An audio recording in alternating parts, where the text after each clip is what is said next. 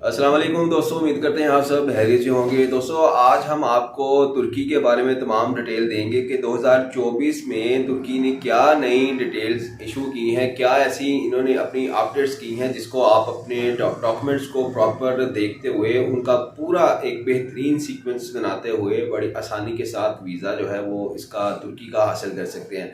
तो सबसे पहले आपको ये मैं बता दूं कि तुर्की डॉक्यूमेंट्स जो आपने अपने बनाने हैं उसमें सबसे पहले तो आपने उन तमाम डॉक्यूमेंट्स का सीक्वेंस बड़े बेहतरीन तरीके से देख लेना है, क्योंकि तुर्की के वो हालात जो माजी में देखते थे बड़ी आसानी के साथ पाकिस्तानियों को अपना दिल उनका जो नरम होता था बड़ा ही वो अपना नरम गोशा दिखाते थे कि जिसके आपके कुछ ही डॉक्यूमेंट्स आपके पास होते थे तो आप उन डॉक्यूमेंट्स की बेस के ऊपर तुर्की का वीज़ा हासिल कर लेते थे। जैसे जैसे दोस्तों वक्त गुजरता जा रहा है, जैसे जैसे ही अब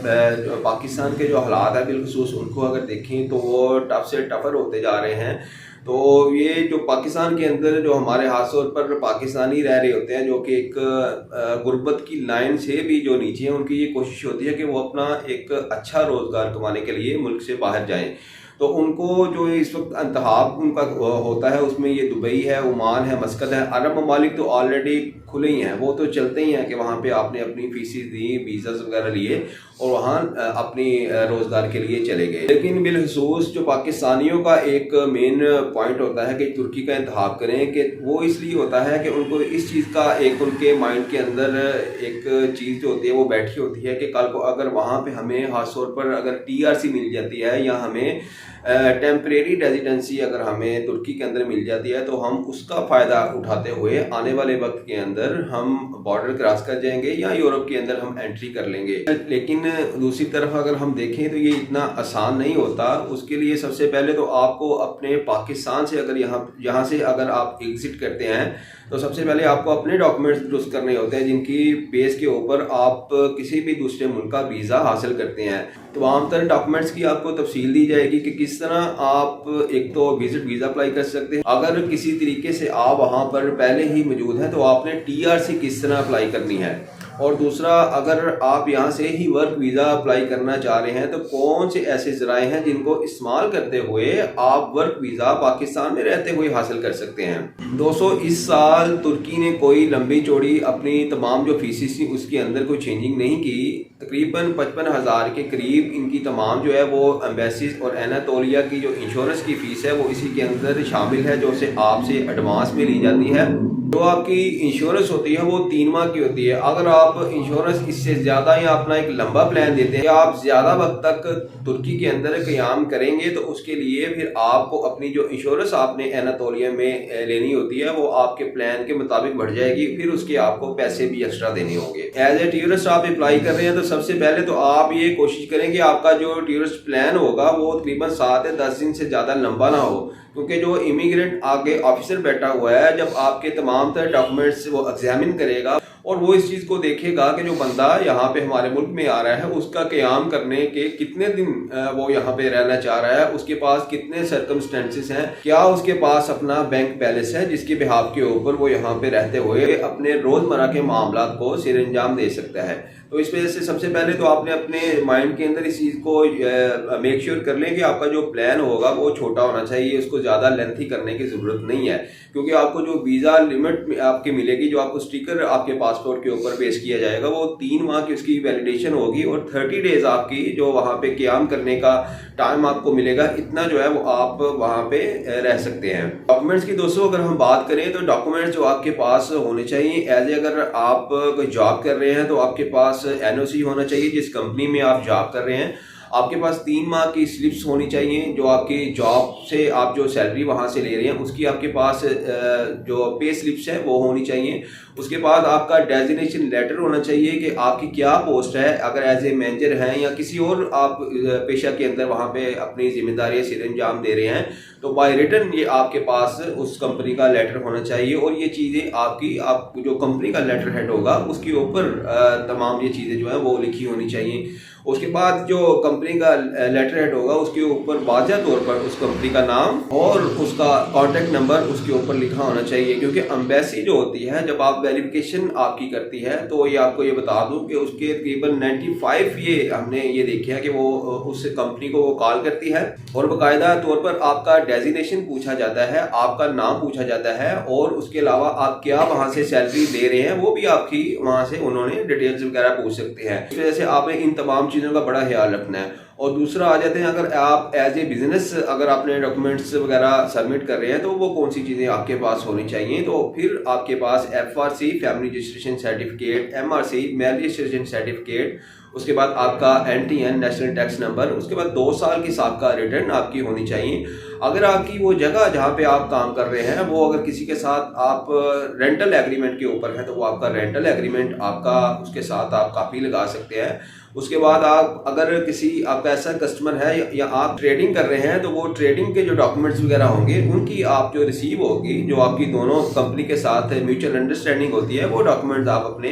उन डॉक्यूमेंट्स वगैरह अपनी फाइल के साथ लगा सकते हैं। होटल रिजर्वेशन आपने करवानी है, कंफर्मेशन नहीं करवानी, आपने रिजर्वेशन करानी है। उसके बाद आपकी जो फ्लाइट होगी उसकी आपने रिजर्वेशन करवानी है। अलहदा से आपने अपना कोई ऐसा इंश्योरेंस वगैरह नहीं लेनी, क्योंकि इंश्योरेंस ऑलरेडी जो आप अपनी फीसिस वगैरह दे रहे हैं उसके अंदर आपकी इंश्योरेंस शामिल है। एक बड़ा ही खूबसूरत सा बड़ा ही डिटेल के साथ आपने मुकम्मल अपना कवर लेटर बनाना है जिसके ऊपर आपने अपने जाने का मकसद लिखा हो कि आप क्यों जा रहे हैं। अगर आपके साथ कोई अपना कोई फैमिली मेंबर है, आपकी मिसिस है, आपके स्पाउस है या आपके कोई बच्चे वगैरह साथ जा रहे हैं तो उनकी आपने मुकम्मल डिटेल, उनके पासपोर्ट नंबर उसके ऊपर मेंशन करने हैं। दोस्तों आपकी जो एप्लीकेशन होगी जो कि एनातोलिया आपकी फाइल के साथ जो सबमिट करेगा वो उसी वक्त जब आप वहाँ पे प्रेजेंट होंगे अपने डॉक्यूमेंट्स वगैरह लेके वो आपके तमाम डॉक्यूमेंट्स वगैरह देखेंगे। इन केस अगर उसके अंदर कोई डॉक्यूमेंट्स आपका कम होता है या आपके प्लान से आगे पीछे कोई डेट्स वगैरह होती हैं वो आपको मुकम्मल वहाँ पे गाइड भी करेंगे और उसके बाद आपको बताएंगे कि इस चीज़ को आप जो है ना वो चेंज करके लेके आए। दोस्तों आपका वीज़ा फॉर्म उसी वक्त वो एनातोलिया के ऑफिस वही इसको फिलअप करेंगे और उसके अलावा आपकी जो बैक हिस्ट्री होगी कि आपने इससे पहले कहाँ पे ट्रैवल किया हुआ है वो भी आपको एक पेपर दिया जाएगा जिसके ऊपर आप मुकम्मल डिटेल खुद से लिखेंगे।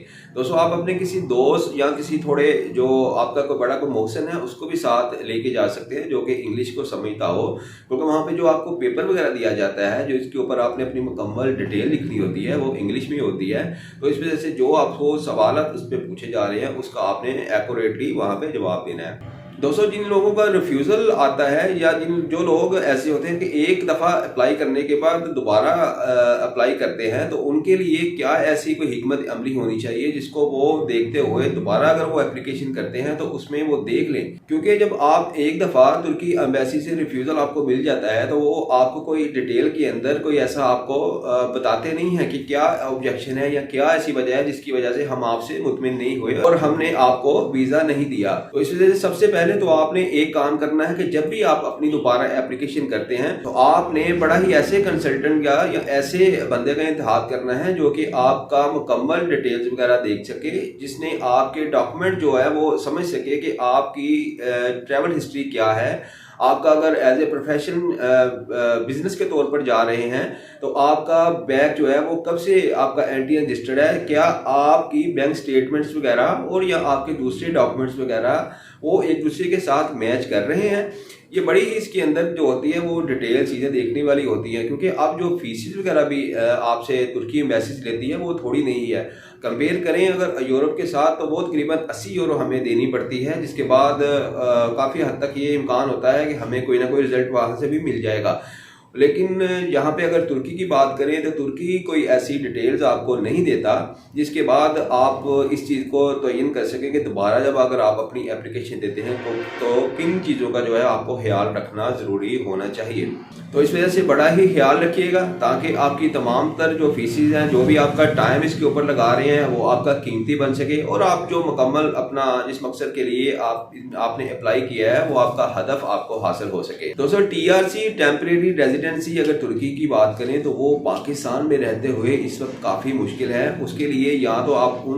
जो उनका क्राइटेरिया है, जो उनकी रिक्वायरमेंट है, हर मुल्क की जैसे अपनी होती है कि आप इतने डॉलर जो है हमारे मुल्क के अंदर इन्वेस्ट कर लें या इतनी इनकम हमारे मुल्क के अंदर ले आए यहाँ पे, और उसके बाद आप अपना बाकायदा बैंक अकाउंट खुलवाते हैं और उसके बाद एक लॉयर वहाँ से उसकी सर्विसेज वगैरह लेते हैं। ये आपका मुकम्मल तौर पर वहाँ पे केस अप्लाई करता है। उसके अंदर आपको एक घर वगैरह जो है वो मखसूस जो उन्होंने एरिए वहाँ पे बताए होते हैं उनके अंदर आप ले सकते हैं, लेकिन ये थोड़ा लेंथी काम हो जाता है। जारी बात है, हमारा जो मुल्क का देखें तो ज़्यादातर जो है वो यूथ जो नौजवान तबका है वो ही जाता है और उनका मेन जो जाने का मकसद होता है वो रोज़गार होता है कि वो पाकिस्तान से अगर वो तुर्की जाते हैं तो तुर्की जाके वो मेहनत मजदूरी करते हैं ताकि मेहनत मजदूरी करके वो अपने पीछे जो उनकी फैमिली है वो उनको सपोर्ट कर सके। तो दोस्तों गुज़श्ता साल हमने काफ़ी तुर्की की एप्लीकेशन की है और अल्हम्दुलिल्लाह अल्लाह का लाख लाख एहसान है कि हमने बहुत सी इसके अंदर हमने कामयाबी हासिल की है। बेसिकली हमारी ये कोशिश होती है कि जो भी हमारे पास एप्लीकेशन आ रही हैं उसको सबसे पहले तो हम एग्जामिन करते हैं,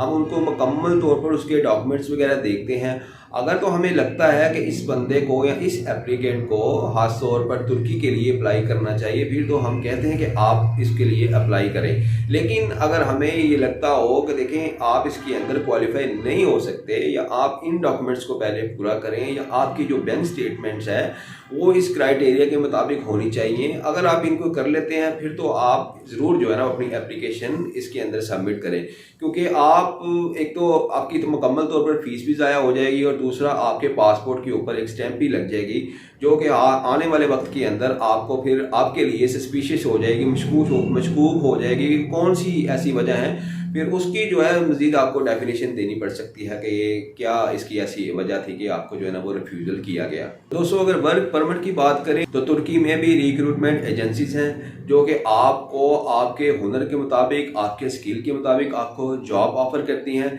लेकिन पाकिस्तान में रहते हुए उनको तलाश करना, उनका देखना या वहाँ पे अप्लाई करना थोड़ा मुश्किल होता है। या तो अगर आपका कोई दोस्त, अगर कोई रिलेटिव ऑलरेडी तुर्की के अंदर रह रहा है और वो आपके स्किल्स के बारे में जानता है तो फिर तो वो वहाँ पे जो एम्प्लॉय कंपनी होगी उससे बात करेगा, आपका जो CV होगा, आपके डॉक्यूमेंट्स होंगे वो उनको प्रोसीड करेगा, वो फिर आपके बिहाफ के ऊपर आपका केस वहाँ पे सबमिट कर सकता है। या फिर ऑनलाइन आपको वो कंपनीज वगैरह गूगल के ऊपर देखना होगी, तो वहाँ पे उन कंपनीज के अंदर आपको अप्लाई करना होगा, अपने डॉक्यूमेंट्स वगैरह वहाँ पे ईमेल करना होंगे। तो दोस्तों अगर आप भी तुर्की का वीज़ा हासिल करना चाह रहे हैं तो इसके लिए सबसे पहले आप अपने डॉक्यूमेंट्स वगैरह को असेस करें। अगर आपको इतनी महारत नहीं है या आप इतने प्रोफेशनल नहीं हैं तो आप अपने डॉक्यूमेंट्स हमें सबमिट कर सकते हैं, हम आपके मुकम्मल डॉक्यूमेंट्स वगैरह देखेंगे। अगर हम आपके डॉक्यूमेंट्स को ये समझेंगे कि आपको करना चाहिए, तो अगर आप पाकिस्तान से किसी भी शहर से हैं तो आप वहीं पे भी रहते हुए अपने एप्लीकेशन सबमिट कर सकते हैं। इसके लिए, इस सर्विसेज के लिए हम आपसे किसी किस्म की कोई चार्जेस नहीं लेंगे। दोस्तों सालाना बहुत से सेमिनार और फेस्टिवल तुर्की के अंदर होते हैं। अगर आप किसी फेस्टिवल या सेमिनार के अंदर अपने आप को रजिस्टर करवाना चाह रहे हैं या ये चाह रहे हैं कि एज ए बिजनेस आप तुर्की में अप्लाई करें, तो इस सेमिनार, एग्जीबिशन, फेस्टिवल में भी अपने आप को रजिस्टर करवाने के लिए आप हमसे रब्ता कर सकते हैं। दोस्तों फिलहाल के लिए इतना ही। अपना और अपने चैनल का बहुत सा ख्याल रखिएगा। इंशाल्लाह एक नई अपडेट के साथ आपकी खिदमत में दोबारा हाजिर होंगे। अल्लाह आपका हामी नासिर हो।